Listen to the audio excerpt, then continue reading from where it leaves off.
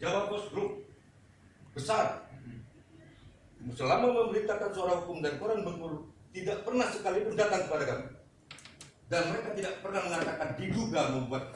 Bapak bisa mengadu ke kami. Ya, maksud saya koran sebesar itu. Ya silakan, nanti Kalau Bapak ini bisa mengadu. Jawa Post Group Bengkulu sudah beberapa kali Ya. jadi di sini dan Orang mereka minta maaf. Ya. Ada buktinya. Sama mereka kami hadirkan begini juga pada waktu kolor hijau itu mereka Ya. Ada buktinya Pak. Boleh Ya, silakan. Saya jadi Baik. pemimpin redaksinya koran Bengkulu. Jadi pertama mungkin apresiasi yang sangat tinggi ya kepada Dewan Pers yang telah memberikan ruang dan kesempatan kepada kita. Nanti kan selain saya di jurnalistik, saya ini masih muda. Tentunya pembinaan, pengarahan itu penting dan saya sangat menghormati itu. Nah, terkait dengan teknis nanti persoalan masalah, saya pikir Dewan Pers lebih berkompeten untuk itu. Dan kita sebagai pekerja media, pekerja jurnalis, ya tentu menyadari kalau nanti ada yang salah, ya kita juga siap sebagai pers yang profesional. Kita tidak mengerti nanti soal mungkin soal teknis berita, pembuatan berita atau etika perbuatan jurnalistik, nanti akan kita masuk ke situ kan. Tapi sebagai pengantar awal dari koran Bengkulu yang diundang ke sini kebetulan, ya pertama saya kurang nyaman sebenarnya dengan tensinya agak tinggi, jadi kan perlu diberikan perhatian, saya pikir begitu. Ya khusus dari kita, ya kita mengapresiasi atas undangan Dewan Pers dan kita siap apapun nanti yang disampaikan Dewan Pers. Dan kalau itu memang salah, ya sebagai jurnalis yang profesional kita juga siap. Saya pikir itu dulu dari kita. Terima kasih. Saya tanggapi. Dari kita ini sama-sama profesional. Ya. Media Bengkulu diadukan. Temuan kami tadi ya, koran Bengkulu diadukan. Temuan kami ada pelanggaran. Nah, maka pilihannya ialah kalau Anda mengakui pelanggaran itu, syukur. Kalau tidak mengakui, bantu kita di mana keliru. Karena yang kita adili produknya, bukan Anda yang kita adili. Begitu pada politik. Jadi kalau misalnya produk ada diadili, ya jangan malah seolah-olah kita menghakimi. Ya, itu. Maka tolong beritahu dari temuan kami tadi mana kira-kira yang belum sependapat, supaya kita membangun titik temu. Bagi saya gampang Mas ya. Banyak koran-koran besar sudah melalui Dewan Pers setelah 3-4 kali tidak pernah lagi melanggar kode etik. Ini pembelajaran ya. Maka undang-undang pers itu semangatnya bukan seperti dulu dilarang terbit, wartawan dipenjarakan. Tapi di sini sanksinya paling dijewer. Dijewer artinya hak jawab dan minta maaf. Kecuali tidak mau, itu urusan polisi. Di sini hanya itu kok sanksinya. Ya. Dan Anda pers profesional bukan tidak pernah salah. Yang penting mengaku salah, dan kalau tidak salah beritahu Pak, itu keliru, itu temuannya Bung Leo Batubara. Jadi senang begitu ya. Jadi tidak ada semangat apa di sini. Kita hanya membantu supaya kita sama-sama profesional. Pak, jadi saya pikir pertama kita langsung ke teknis tadi yang disampaikan Pak Leo Batubara bahwa terkait dengan etika guru. Jadi saya pikir tidak itu dari kita terkait dengan etika guru terhadap objek yang kita beritakan. Kita tidak mengerti nanti pendapatnya seperti apa, tapi pemandangan kita apa pendapat kita ya bahwa yang kita sampaikan itu secara substansi adalah kebenaran. Mungkin soal etika penulisan atau kode etik jurnalistik atau strategi pembuatan berita, mungkin wartawan saya sebenarnya yang lebih tahu, tapi kan saya siap juga kalau memang itu salah nanti kita siap gitu. Tapi kan soal substansi keberitaan, kebenaran, saya pikir itu bukan sebuah fitnah yang kita sampaikan. Itu artinya kan saya ingin mengklarifikasi terkait dengan tuduhan atau apa tadi, semacam pendapat dari Dewan Pers bahwa ada semacam niat buruk dari kita terhadap yang kita beritakan. Saya pikir itu bukan sebuah niat buruk, tapi lebih kepada pencerdasan informasi bahwa yang kita sampaikan adalah kebenaran. Informasi yang kita sampaikan benar. Soal penyampaiannya, ketika penulisan segala macam itu mungkin salah nanti, ya saya pikir kita siap. Nah, selanjutnya di headline ya terkait dengan judul berita kita 10 tahun memimpin hidup gagal. Jadi sebenarnya persepsinya Pak bukan untuk mengadili atau menjustis seseorang. Gagal. Kata-kata gagal ini sebenarnya ada banyak macam persepsi. Standarnya tidak baku. Yang mana yang gagal, yang mana tidak. Apalagi soal politik dan pembangunan. Ini kan bahaya juga ketika kita mengatakan seorang gagal, tapi standar operasinya yang mengatakan gagal itu siapa? Nah, saya pikir sumber kita ada di situ. Mungkin nanti tidak kurang kompeten atau kurang relevan dengan pemberitaan. Ya itulah adanya kita. Gitu. Bahwa kita membuat judul dengan di headline itu 10 tahun memimpin hidup gagal, tidak punya niat baik untuk mengatakan beliau gagal. Tapi ada fakta-fakta yang kita tulis di situ, ada indikasi kegagalan. Mungkin bahasa wartawan kita lebih ekstrem, dibuat kegagalan dengan meninggalkan indikasinya. Ini yang saya pikir yang perlu disampaikan. Tapi terlepas dari itu semua, jujur Pak, di sini kita untuk mohon pembinaan dan kecerdasan. Saya pikir itu lebih baik daripada kita berargumentasi di luar konteks ini. Nah yang selanjutnya, kita di situ dilaporkan atas dasar tuduhan apa, Pak? Nah, karena pertama di undangan kita dituduhkan melakukan black campaign dan pelanggaran etika jurnalistik. Undangan pertama, Mas, boleh dibuka? Iya kan? Yang kita tidak terima, Pak, kita dituduh melakukan black campaign. Black campaign, kampanye hitam, kampanye negatif, media massa. Kalau persoalan etika jurnalistik, pelanggaran undang-undang pers, saya pikir di sinilah tempatnya. Dan kita secara hukum sebagai insan pers siap untuk itu. Nah, tapi kita dituduhkan melakukan black campaign, ini yang perlu kita diskusikan. Saya merasa tidak nyaman sebagai pemimpin redaksi dan sebagai pemimpin umum merasa tidak nyaman dengan itu. Dan ini berkaitan dengan keberlangsungan media kita ke depan. Gitu. Jadi kan apakah benar ranahnya Dewan Pers mengadili tentang black campaign? Gitu. Apakah ada regulasi yang mengatur tentang itu? Atau memang itu ranahnya Dewan Pers? Nah kalau itu bukan tidak, kenapa itu disampaikan dalam bentuk undangan? Diadukan dengan tuduhan melakukan black campaign. Itu dulu pertanyaan kita sebelum ke persoalan lain. Terima kasih Pak. Baik, terima kasih. Kesan itu bernada profesional ya. Saya senang gitu ya. Saya senang ya. Masih Anda muda. The future di tanganmu. Anda tadi menjelaskan tidak itikat buruk. Jadi kalau tidak itikat buruk, Anda hanya melaksanakan fungsi pers untuk mengontrol. Nah, dalam rangka mengontrol ini, jangan seperti Mike Tyson berboxing dengan Holyfield. Mike Tyson boleh pukul kepala, pukul telinga, pukul lagi, pukul perut, pukul jantung, tapi jangan menggigit telinga. Kan begitu kan? Gampang aja. Ini sekaligus pembinaan. Ya, tadi setuju pembinaan.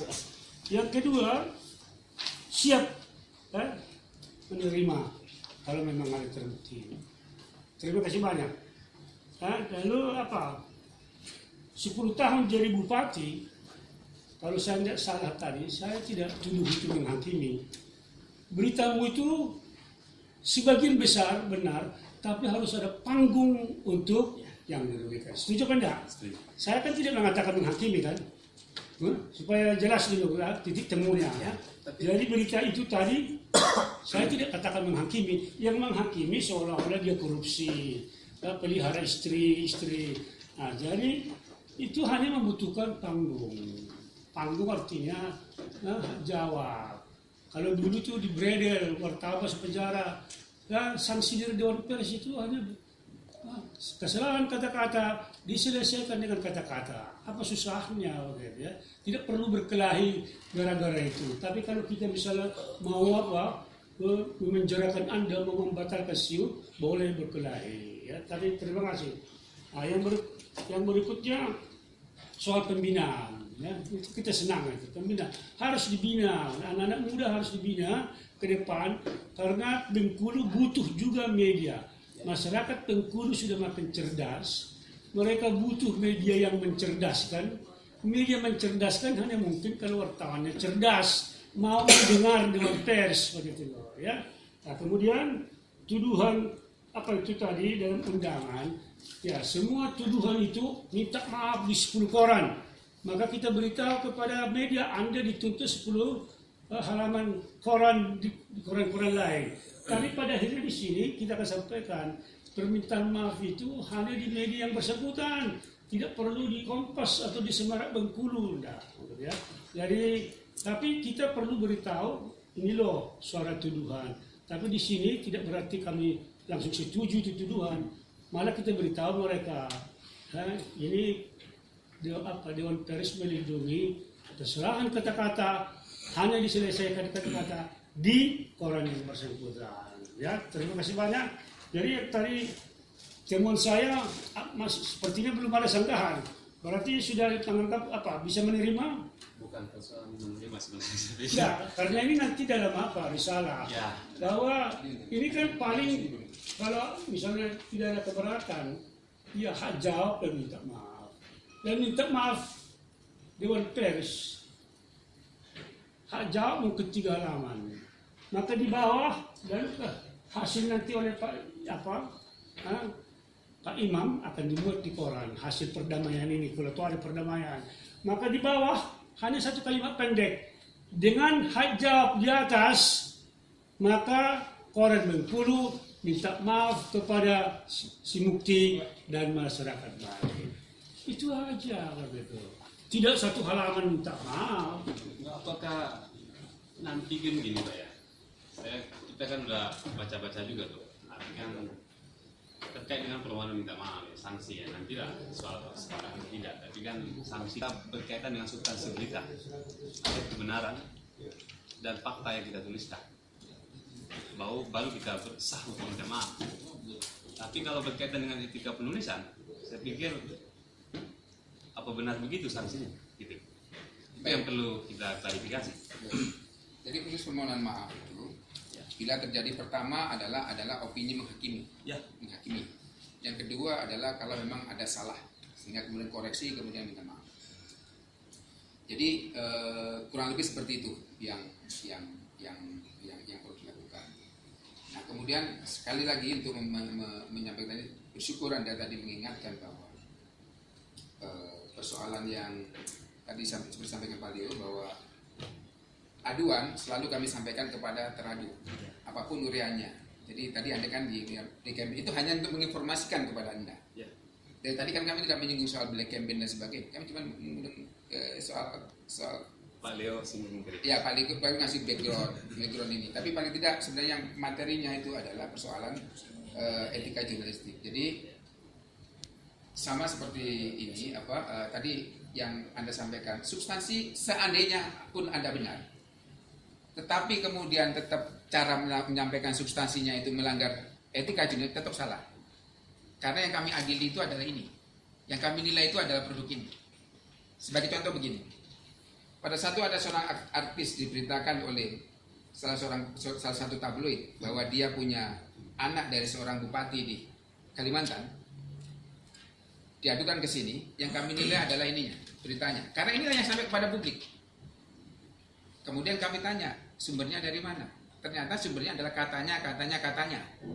Tidak ada sumber yang kompeten yang bisa menjelaskan persoalan dia sudah menikah. Paham ya? Nah, karena itu kemudian dia dikenakan sanksi.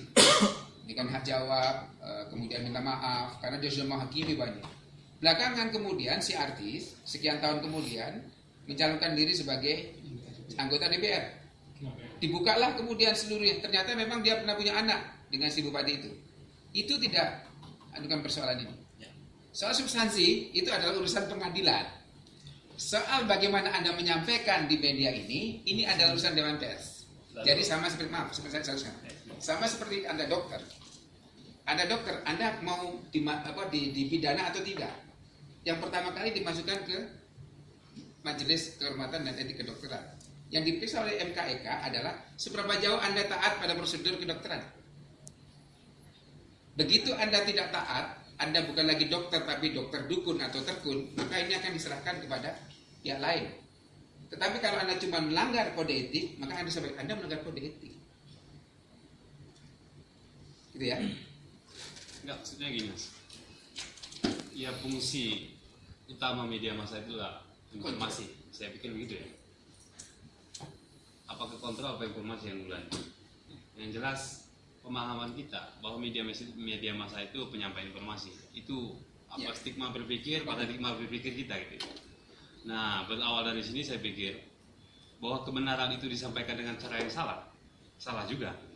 Atau kebenaran itu disampaikan yang benar, ya itu yang benar. Nah, dari persoalannya,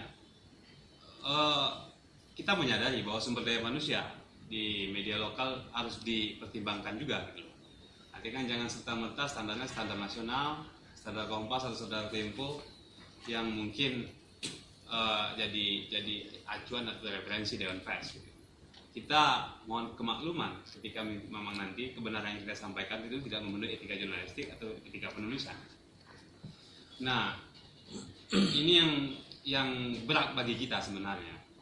Artikan ketika penyampaian informasi yang kita tuliskan dalam koran kita edisi 27 itu ada semacam kesalahan penulisan etika jurnalistik, ya kita sadar tentang itu. Tapi kan bahwa itu benar informasi yang kita sajikan, ini yang jadi masalah juga gitu. Artinya kan kita mohon pertimbangan Dewan Pers, apakah itu nanti layak untuk dikatakan seperti ponis-ponis tadi gitu. Apakah nanti ada cara yang lebih elegan dari itu. Nah, yang kedua tadi Pak ya, penting bagi kita, kenapa kita singgung masalah black campaign. Terus yang kedua, saya juga baca itu ada statementnya Pak, siapa yang tanda tangani undangannya? Ya Pak. Iya. Pak Rido. Pak, bukan Pak Rido Pak, yang Saya Ismanto ya, Pak Ismanto. Apakah benar Bapak berstatement di koran di harian rakyat Bengkulu menyatakan koran kita tidak jelas keberadaannya? buktinya ada. Ada bukti sama kita Pak. Jadi di situ Pak ya, wartawan mengutip langsung pernyataan Pak Ismanto. Saya juga nggak tahu apakah koran yang bersangkutan benar atau tidak alamatnya, atau benar atau apakah koran itu legal atau ilegal. Saya sangat prihatin dan sayangkan itu gitu. Jadi gimana standar berita itu yang standar media massa itu yang benar seperti apa? Ini harus diklarifikasi juga saya pikirkan. Ya, mungkin ini di luar konteks ini, tapi kan ini penting saya pikir Pak, karena menyangkut dengan eksistensi kita ke depan. Ada Silakan, statement? kalau mau mengajukan memang ada silakan. Saya pikir kita juga nggak punya keyakinan kalau memang ada, tapi itu kita punya bukti. Itu kutipan langsung, artinya statement Pak Ismanto langsung loh. Ya. Nanti terus ini nanti bisa. Ya.